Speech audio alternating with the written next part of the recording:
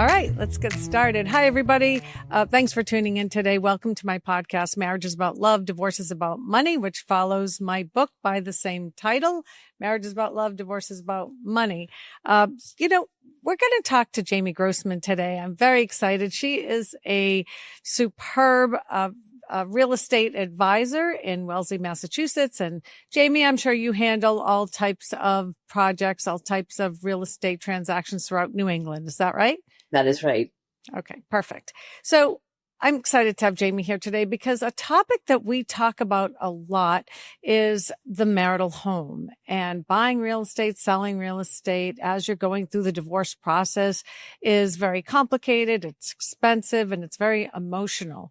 On page 142 of my book, we start to handle the topics and the questions and the issues around the marital home. And so I'm excited to have a professional here to talk to us who not only is a superb real estate advisor, but also a woman who has gone through the divorce process herself. So Jamie, welcome to the podcast. Thank you so much, Gabrielle. I'm so thrilled to join you and to talk to you from the other side of all that comes with experiencing a divorce and figuring out what your next chapter is. And that very, very often includes the home. Yes, absolutely. Because for the most part, everybody has one. So it's, whether they have to sell it or even if they're renting and they have to move, there are always issues, emotional issues around how to handle it, financial issues. Can I afford to keep the house? What does it look like to sell? Where am I going to go? Especially in this high interest rate environment, a lot of people want to stay in the marital home, try to buy out their spouse or refinance, but refinancing is often not really an option because the expenses are going to be so much higher for the exact same lifestyle. So we talked about that in the last podcast. So if you missed that one, please go back and listen to that. So Jamie, tell us a little bit about your journey to becoming a real estate advisor and also through your divorce. What do you wish someone had told you about your real estate and your marital home? Oh, I should write my own book on that. What I wish I knew. Yes. What do you wish you knew? Know.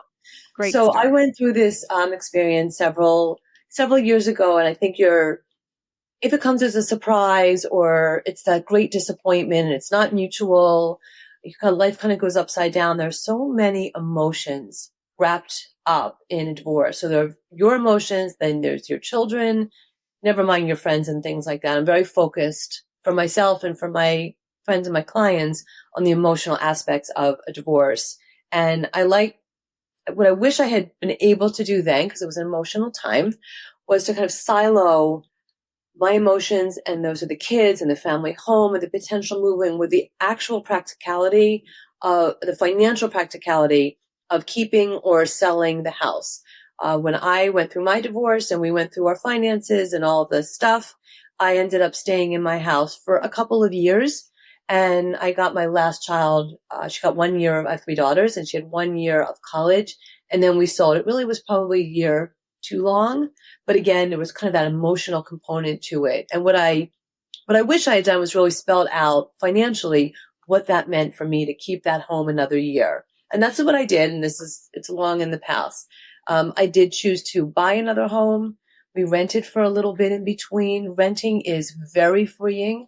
I just want to give a little shout out. I am a real estate broker with MGS Group Real Estate, but it focused on mostly sales, but we do help folks rent, of course, as well. There is something very freeing about renting if you can find a decent rental, and kind of catching your breath and without doing a whole new purchase. And obviously, it depends on a person's personal situation.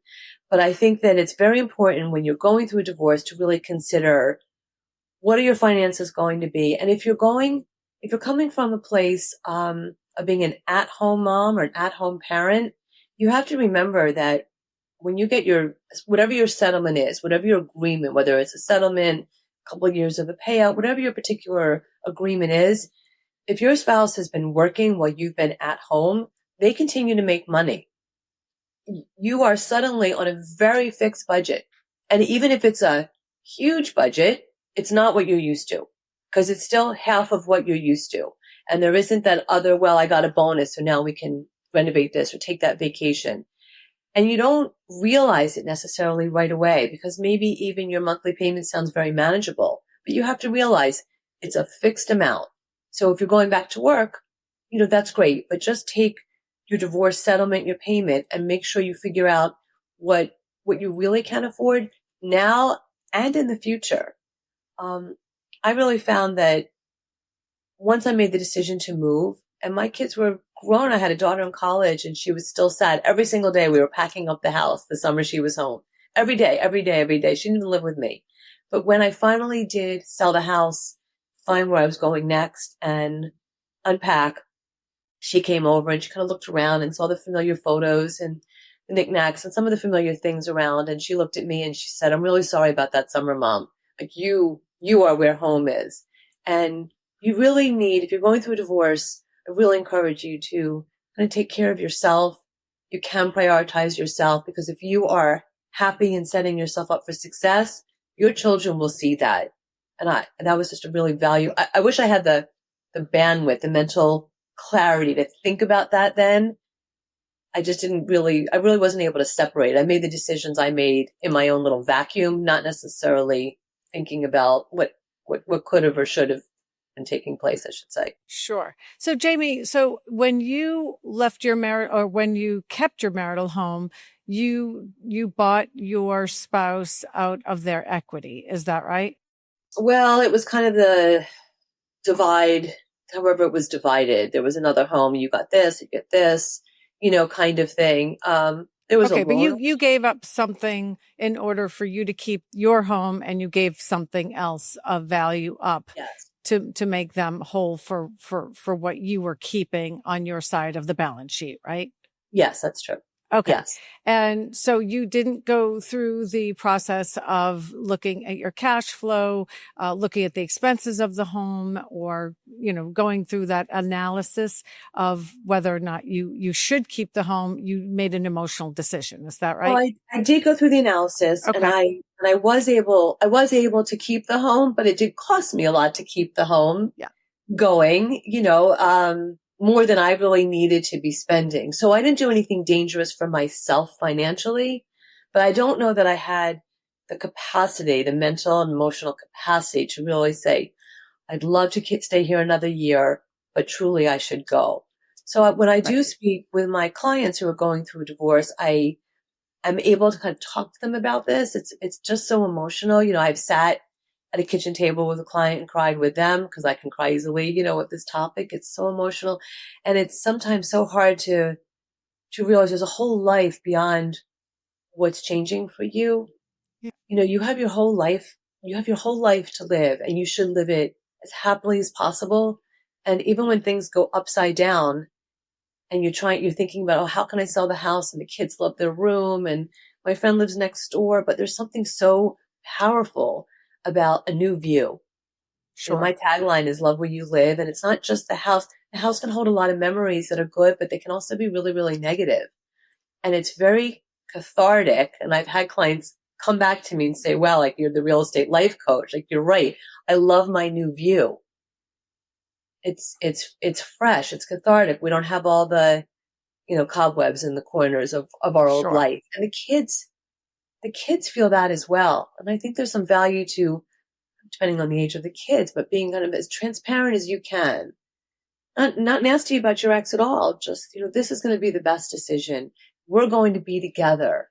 You're going to be able to pick out your own color and paint your new room.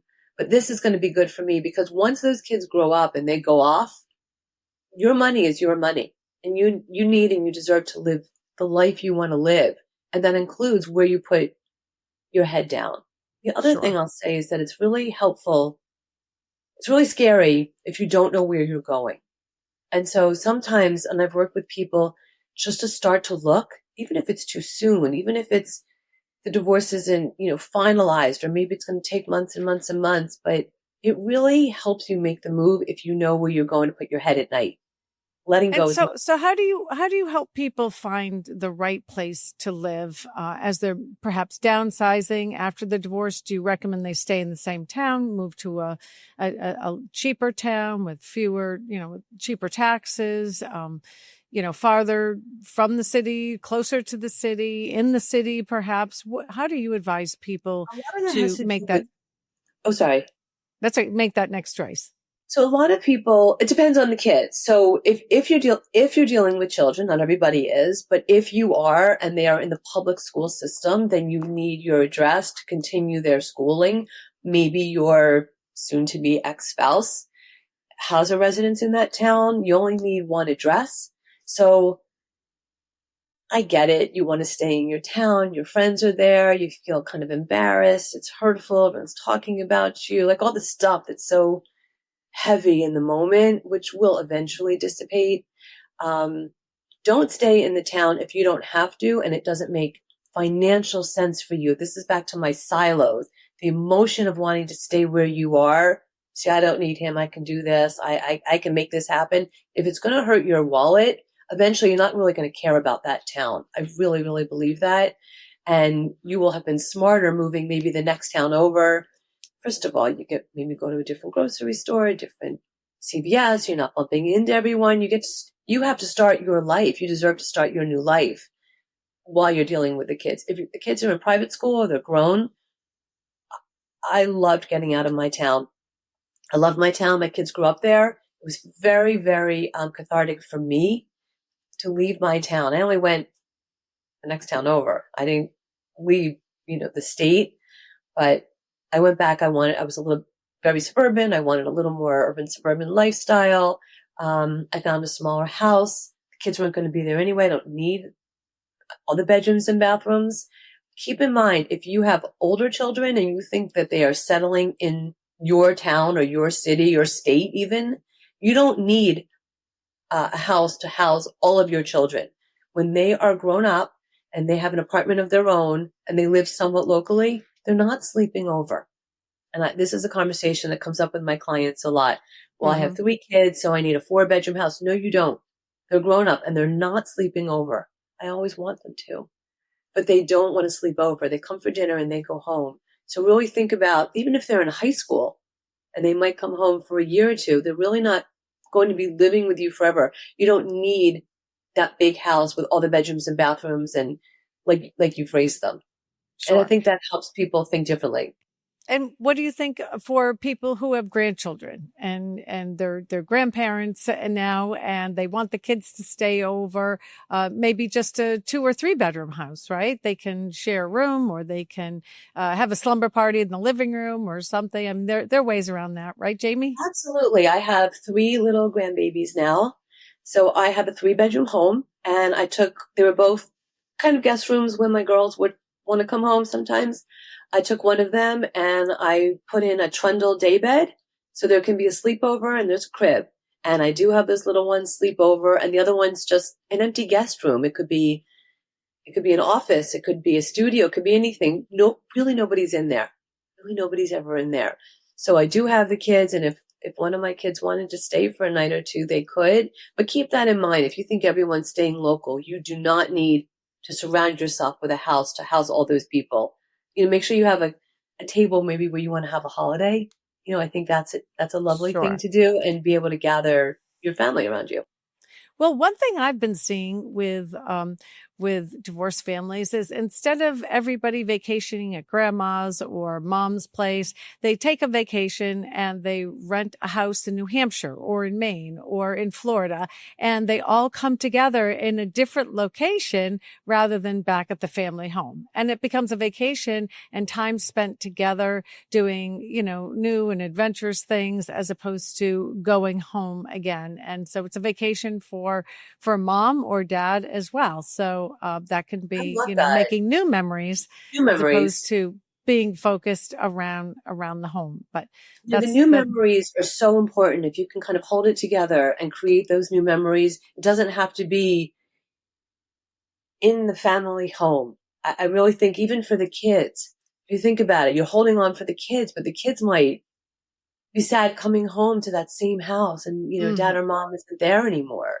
So I Right. just think there's something really nice about getting out. And when I do talk to people that are maybe starting the process, I want to talk for a minute about preparing your house for sale, Yes. because I do a Yes. lot of that, and it is hard.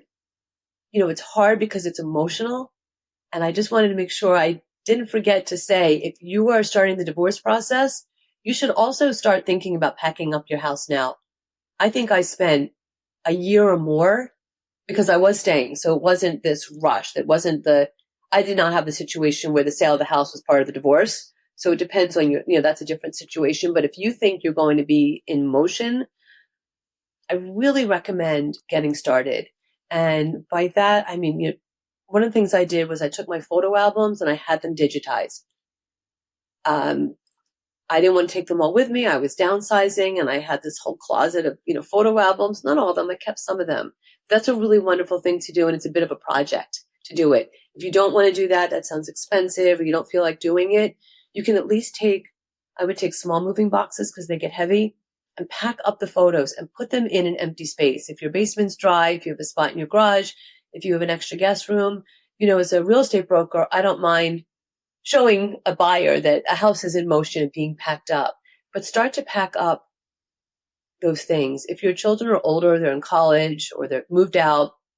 I went to Home Depot and I got these big blue bins. My kids will tell you about the blue bins. Everybody got two, big containers. I put them in their room, and they could put any of their special things, their awards, their trophies, their yearbooks, their stuffed animals. I don't really care. That's what they would keep. And I have a basement, so I was able to keep them for them. And one day maybe they'll have a home where they can store them. I offered to keep them for them. It depends on your situation. But anything they didn't pack up, I was holding up that room for them. So it's getting rid of, the flower vases that have been delivered to you over the years, just things that you can get rid of, because it's a little backbreaking to move, and it's emotional, and you want to go through everything. So even if you're just starting, start the process. Now, Jamie, do you recommend that spouses sell the home together? And what do you do if they can't agree on a purchase price? So with the practical mechanics of selling a home with your spouse, can you advise our listeners as to the best way to handle an acrimonious couple or family situation? Do you end up getting involved with the lawyers, or what are some of the traps that we should be wary of? You'll likely be asked by your attorney and your spouse's attorney to have a few opinions of value, which I have been asked to do. Whether or not I have the listing, but to be able to come in and give an opinion of value, if it's contentious, it might be, well, oh, sure, you asked Jamie to give you an opinion of value. She's your friend. I'm going to go get my own agent. That's fine. I ended up with three for my own home. We had to bring in a few people, and it was kind of a favor to ask the agents to do it. Sometimes it's actually an appraiser, and the cost of that appraiser is probably shared, it's kind of taken off the top when all the financial settlements are made, but it might be an actual appraiser who comes in and gives an opinion of value, and everybody has to decide. And it's usually from, between the attorneys, you decide this is going to be the price, and you figure out what the timing might be. So it depends on what you can afford. Can you afford to move out with your divorce, settlement and the attorneys going back and forth? Is there going to be a rent paid? Can you move out and then go sell the house? If you're in the house with the kids and your spouse is left, do you and the children have to kind of go through prepping the house and having it shown and selling it? It is emotional to do that. And I really try to minimize the intrusion of myself or my colleagues as your real estate broker, to work around the kids' schedule as possible. They have to make their Mm-hmm. beds, they have to keep it neat. So we just work with you. Everybody's, Gabby, everybody's situation is so different. But we try to work with you. So the opinion of value, everybody has to agree. With the attorneys, Sure. everybody has to agree on the price. Sure. And, in some agreements that I've worked on, we put in to the paragraph around the marital home that you have to accept any price, any offer within 5%, 7%, depending on the market of the asking price, just so that there isn't an issue with one person who wants to maybe keep the house. They hold out. They don't accept, a very good offer, very reasonable offer, because they don't have any incentive to leave. But at the same time, as you said, it's emotional. It's difficult to accept an offer that you think is too low, especially when we used to see a lot of bidding wars. I don't know. I'm not a real estate agent, but I don't know if bidding wars are still out there, Jamie, but Still out there. they're still out there. Okay. It's crazy. But yes, I mean, so to put something into the agreement, to draft it, to say that, that you have to accept a valid offer, a qualified offer within a certain percentage of the asking price, is a way to safeguard against any, conflict when Working you're with trying a divorced couple right now, and they have just such an agreement, and it really is very smart. It's very acrimonious. And I happen to know both of them personally. So I am Switzerland, which is challenging, but I am Switzerland because I have a fiduciary responsibility as a real estate broker, and I have it to both of them. So I don't share any information. I speak with both of them because I'm trying to help them put it together. And they do have an agreement. I think it's the 5%, but they do have an agreement. They have to agree. It was tricky when we were coming up with the asking price. The wife was more practical, honestly, and thought the asking price was too high. The husband was very strong, very confident with his asking price. And there was a little bit of a back and forth. And, we're trying it at the higher price, but with a limited amount of time. And we're right up against that wire. If it doesn't sell by Memorial Day, we're going to lower it. And everybody's in agreement. So even when I work with a couple who's divorcing, I try to bring some of this stuff up, not saying, well, he wants to do more, or she. I don't say he, she, but I'm trying to say, well, I think okay, we'll start here because I know how he feels, but also saying, this is how she feels, and let's not wait too long and lose our chance to sell the house. So it can be a little bit delicate, but I really understand the emotions around it. Well, that's really important. You've brought up a good point, because you really need a real estate broker who can handle, two parties, a couple, who are trying to get this economic benefit, selling the house. It's emotional, and someone who can actually navigate and speak to both parties when perhaps they're not speaking to each other, and to talk to attorneys, that costs everybody a lot of money. So it's important, as you're choosing someone, to put it into the agreement. I work on many agreements that we've already stipulated who the real estate broker is going to be, so that we don't have that battle at the time if they're selling the house in 6 months or 1 year or 2 years, that, if you can't agree on someone, then it's going to be this person, and it's a neutral party, but it's an advisor that they both feel comfortable with and they trust. So that's the most important thing. That's the key. And this came up. There was one spouse who had kind of a friend in town who was a realtor, and the other spouse thought, well, that's not what we're going to do. So I know everybody, but I was able to come in and stay neutral. And I am staying neutral. I'm not picking sides. I'm not part of their marriage. I am trying to steward them to get the most amount of money that they can, because they're both going to need it, and they both deserve to benefit from that. Right. And can you dispel a myth?